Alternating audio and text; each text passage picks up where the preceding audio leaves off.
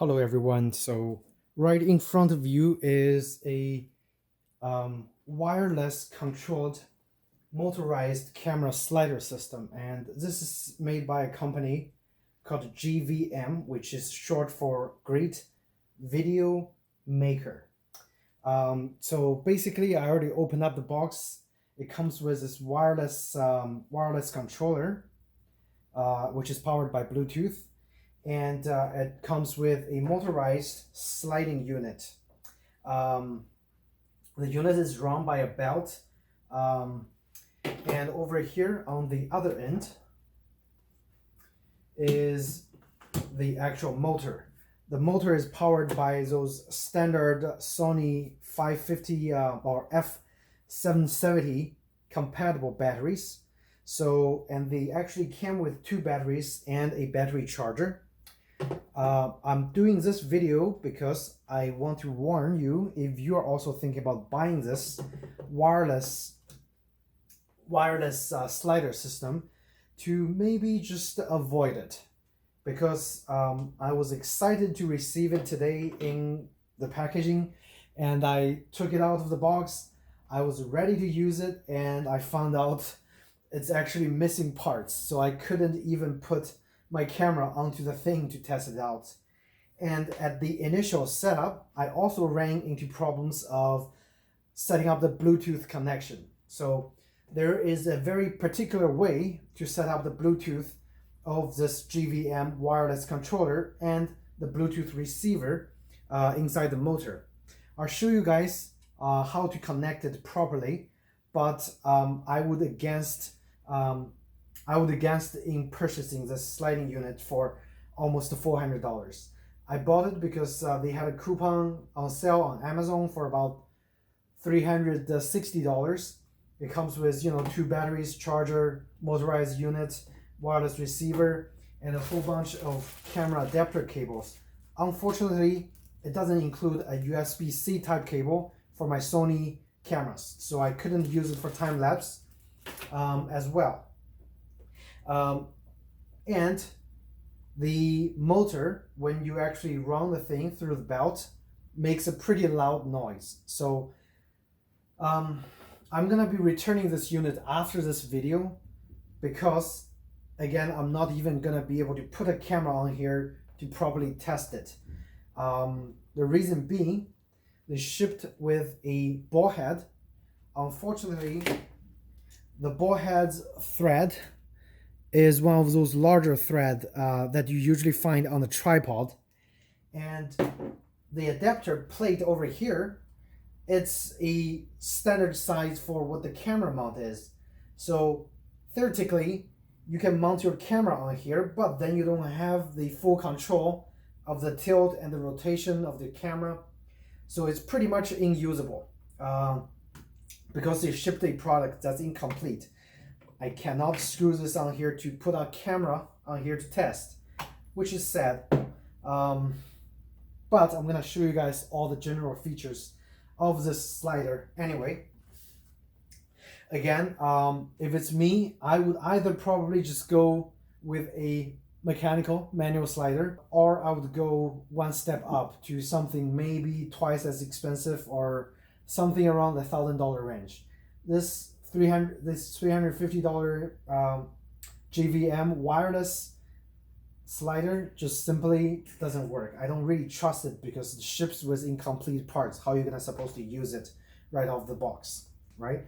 So again, comes with all those stuff. And another major failure is the wireless receiver over here.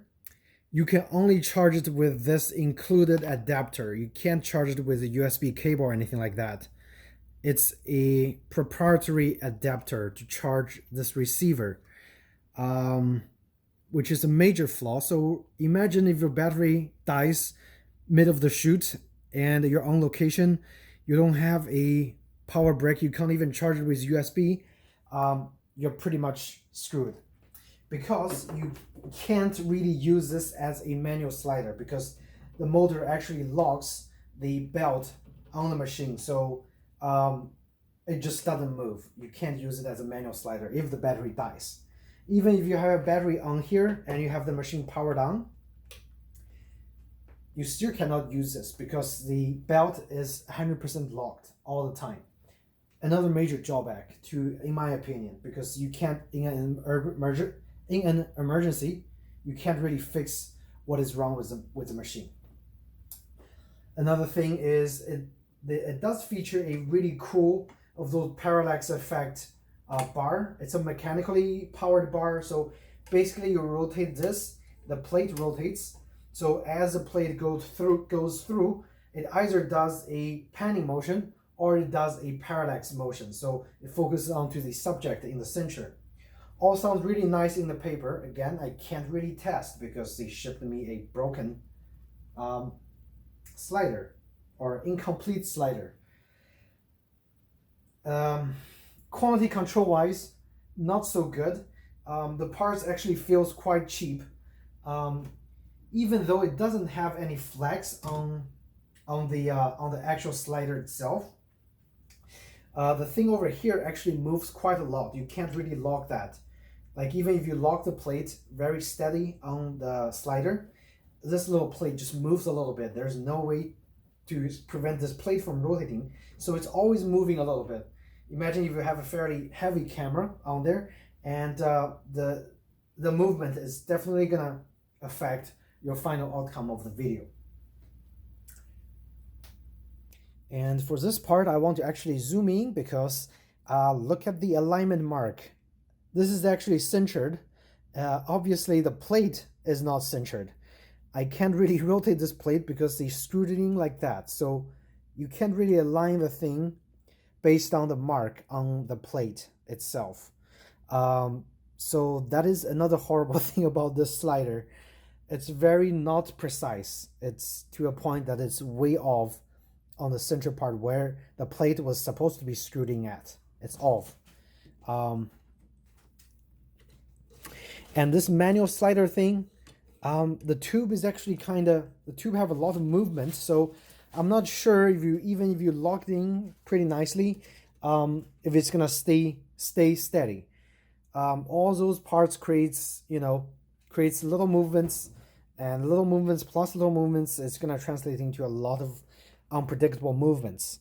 Okay, so it might be better if you want to go motorized, you have the head motorized electronically as well. Okay, but at this point, this thing it just doesn't cut it. It's too flimsy. It's too flimsy for me. Again, I haven't even been able to put a camera on here. Again, the included ball head is probably the cheapest kind you can find online or anywhere else. It's just a horrible build quality ball head. It's heavy, but it's pretty much a dead weight.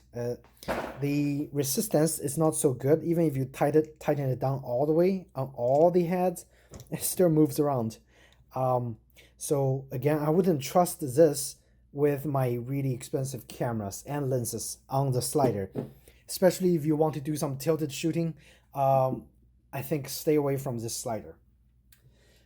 On the contrary, my $50 Manfrotto, this is a model number 496 RC2, very trusty ball head.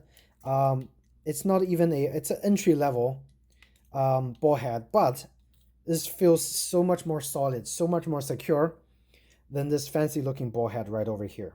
So the Manfrotto actually is a great buy. I'll post the link down below if you guys are interested in a affordable ball head. This one is it. So again, this is pretty much crap. And there is let me rotate it to the other side. There is this knob over here. It pretty much does nothing. I mean, I don't see the reason to lock it because it's powered by the belt. Like, even if I lock it, it's still, like, your hand can still just move this a little bit, which is crazy. So again, another useless feature over here. From some of the reviews I've seen online, that usually the GVM comes with a marker over here to guide you to know where you are at the center or on the side for the parallax or the Panorama effect. Obviously, this one doesn't come with the marker, so it's missing the marker. And you know what? I'm suspecting the marker is probably hidden in this temporarily screwed on looking motorized unit. So the marker is probably like hidden. It's probably hidden over here and being blocked, which is another thing that I really don't like. It's just this thing, it doesn't inspire confidence. When I have this unit, when I got it, when I opened it out of the box, I don't know why some reviewers said this is a good unit. It's not. I hope they're not being paid to say those things, because I actually bought this for almost $400. So my hard-earned money, in my opinion, this thing doesn't worth almost $400. Okay, so onto the features of this slider. I'll just quickly show you. The system is very primitive again. So I'm gonna, let's see, I'm gonna put up a battery. So the battery comes pre-charged at about 80%. I'm just gonna put it on there and turning on the power, which is on the side of the unit right over here. It's not showing the camera. So when you turn it on, probably just show you guys really quick. There is a little green button that's gonna flash, and that means the thing is in pairing mode. Okay, so this section is gonna be how I'm gonna try to help you guys figure out if you have problem connecting to the motorized unit. So if you have it and you like the unit, fine, keep it. Here I'm gonna show you how to have this thing working properly. If you just bought this, the battery probably died. I have to charge this for quite a long time to get it to fully charged. And right now it's actually connected to the unit because I already set it up properly. So I'm going to go through the whole step on how to properly set the Bluetooth, the wireless connection for the GVM for your slider. If your slider comes working with a proper adapter, fine, keep it. But here's how to connect. So when you open up, this is a very simple menu. It only have 4 settings. So basically this is up and down, and this is going left and right on the slider, escape button and OK button. I haven't found out what those are for, but I think those are for the Y-axis motorized function for some of the other models that actually have a motorized head. This one doesn't, so this key is pretty much dead, useless. Again, when the light is flashing over here, you see that? When it's flashing, you go to settings and you go down to Bluetooth. Supposedly, you need to find a Bluetooth device. Now, if you just bought this and you open the box and you go to the setting over here, you had the thing properly flashing, it's not connecting, you need to reset it. So in order to reset it, you have to escape, very important, go to reset, hit OK, and hit yes. You have to hit OK again, and the reset is gonna pop back. It's gonna say no. That means it's already reset. So if you escape, you see that little Bluetooth connection and the battery indicator is gone. That means the unit has been reset. So it's not gonna be able to find any unit at this point because it haven't have any devices registered. Again, I'm gonna show you how to properly do it. So turn the Bluetooth off on the motor. Return it back on when it's flashing, it's in pairing mode. Go over here again. After you reset it, go to settings and go to Bluetooth settings. You're going to be finding a whole bunch of other Bluetooth devices in the area, which is crazy. To make a wild guess, it usually is the one that says 3 something. Everybody's device is different because this number is different according to the device, but just try them each individually if you found multiple one.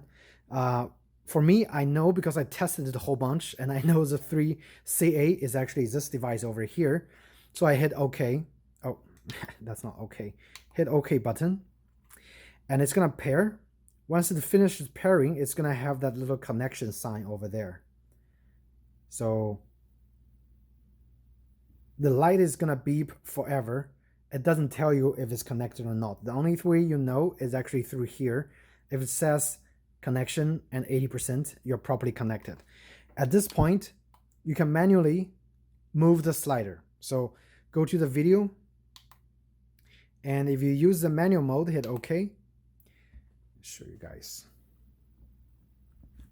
You can also at this point hear the noise of the motor, which is pretty loud.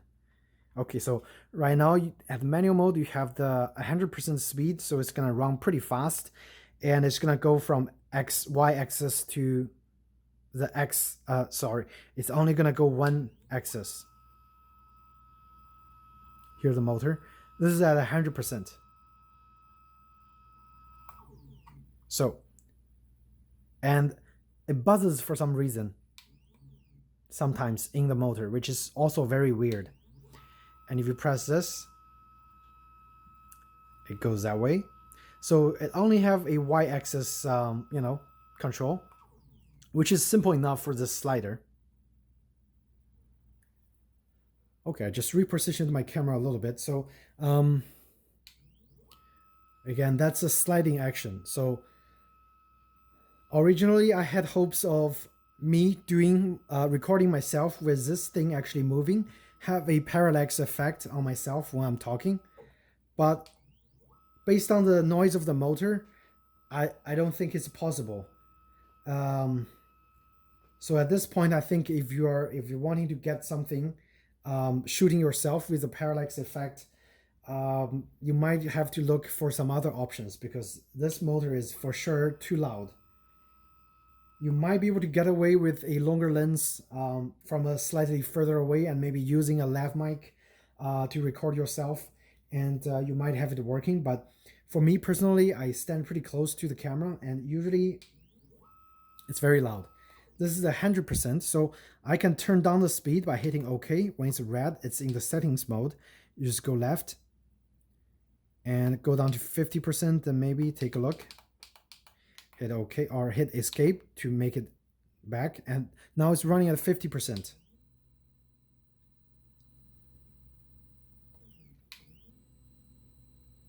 It's pretty slow. Let's go down to maybe a 10%, very slow slide.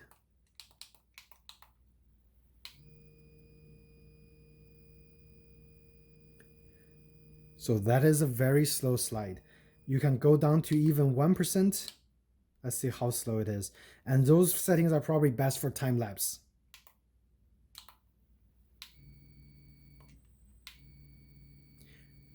Actually, for some reason, 1% is still pretty fast. So that's 1%. And, take note of the noise of the motor. So of course, if you stop pressing the button in the manual mode, it stops. So let me show you the auto loop mode. So, okay, very important, before you go into auto mode, make sure you set the manual mode and the speed at 100%, because when you do the auto, when you try to set the point A and B, it's using the default speed you set in the manual mode. So make sure it's at 100% before you go into auto mode and setting the point A and B, okay? So going to auto mode, you can set the key, which is, let's see, a pinpoint. So point A, that's where you want your slider to start with, usually. So I can go over to maybe left side a little bit. So I'll just say stop right over there. Hit OK, and I ask you if you want to save. Say yes, so it's saved. And then you hit again to append point. This time it's going to ask you for point B. So again, point B, you're going to want it to end at the other side. So a little over there, and you're going to hit OK, ask you to save, yes. So let's try an auto loop. Unfortunately, you can only loop from 2 points. So I'm just going to set point A and end at point B. And you have the option of how many loops you want.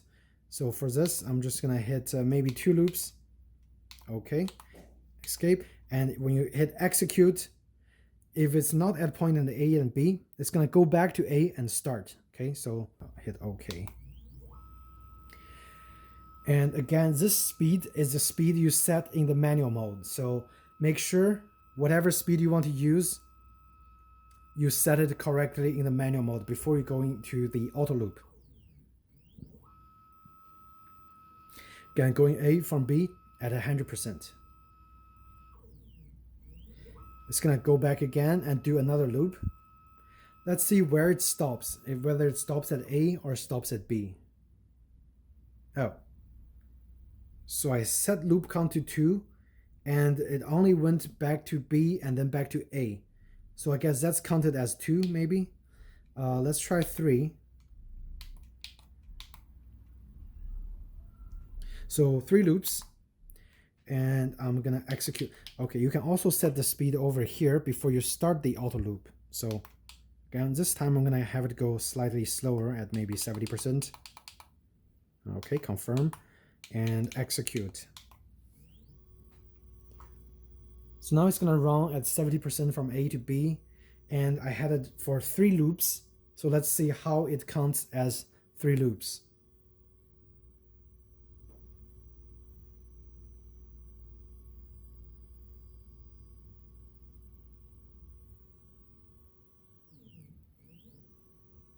So I guess that is 1 loop. And when it hits loop A, that's gonna be the second loop. Let's see, supposedly it should stop at loop B, but we'll see. Have you guys have a closer look?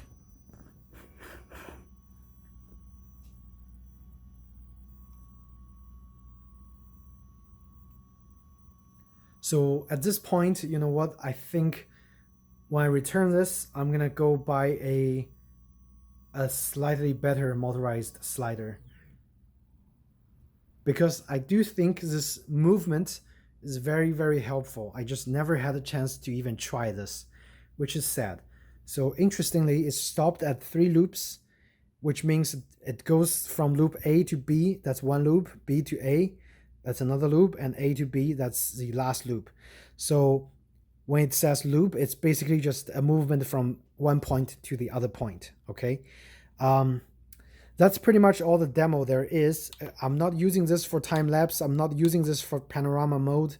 I'm only getting this for the video, but it does have the option for time-lapse.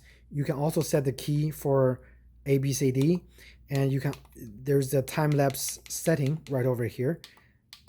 Basically, it have, you know, standard time-lapse setting that you can find on the Sony cameras. You have how many photos you want to take at certain amounts of time, how many, what's the stopping time, what's the delay time, and then where you want to start and where you want to stop. Okay, so that set start and set end is what distinguishes a time lapse with movement compared to just you having the camera set up on your tripod. Okay, so that's pretty much it. And here's the remote itself. It kind of looks like a vintage Game Boy Advance, maybe, but to turn it on and off, it's very primitive switch right over here. You just switch it to off, and then it turns off. And again, you keep looking at that light, it just flashes always. It doesn't really run solid once it's connected. So I'm gonna turn this off. And again, like the parallax and the panorama mode, basically it's just 2 things. You just rotate it around and get it to a desired setting. You have to use 2 hands. And as you can see, even if I unscrewed it all the way, it's not that smooth. It's still stuck, kinda. You have to get it very, very loose to just setting it up. And when it's at the center over here, the thing is not aligned. That's the funny part. It's not a precision engineered item. Okay, so that is pretty much it for this, I guess, informal first impression and a demo of the GVM. This is the wireless model slider, a 31-inch slider. They also have one that's 45-inch super long. Honestly, personally, I think 31 is already long enough. And if you guys have any questions about this slider, again, I'm going to return it right after this video. Do ask me. I'll try my best to answer for you guys. But personally, I wouldn't recommend spending almost $400 on a slider that doesn't even work right out of the box. Okay, that's just me. I really wish the slider worked because I had very high hope for it. Unfortunately, it didn't work. So another thing is the leg on the bottom also feels very flimsy and cheap, very hard to adjust. And right out of the box, if you have all the legs recessed, the slider itself is not even. It's not even, so it moves around.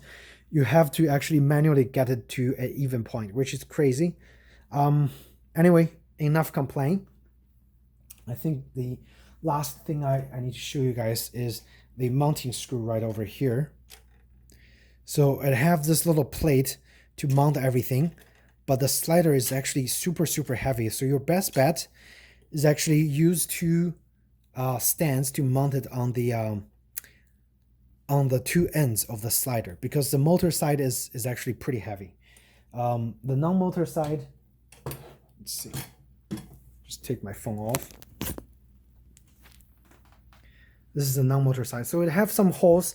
If you want to set up like standing up, you can. There's a hole over here, but run at your own risk, because it's really unbalanced if you actually set it up very straight. It's probably best to set it up. Okay, so another problem is you can't really set that end on the bottom, because the motor actually hits stuff. You can only set this end as the bottom. So if you need to set up at an angle, maybe just a fairly aggressive angle, and use some support for this side, and then you can mount your camera over here. But that would be my suggestion. Again,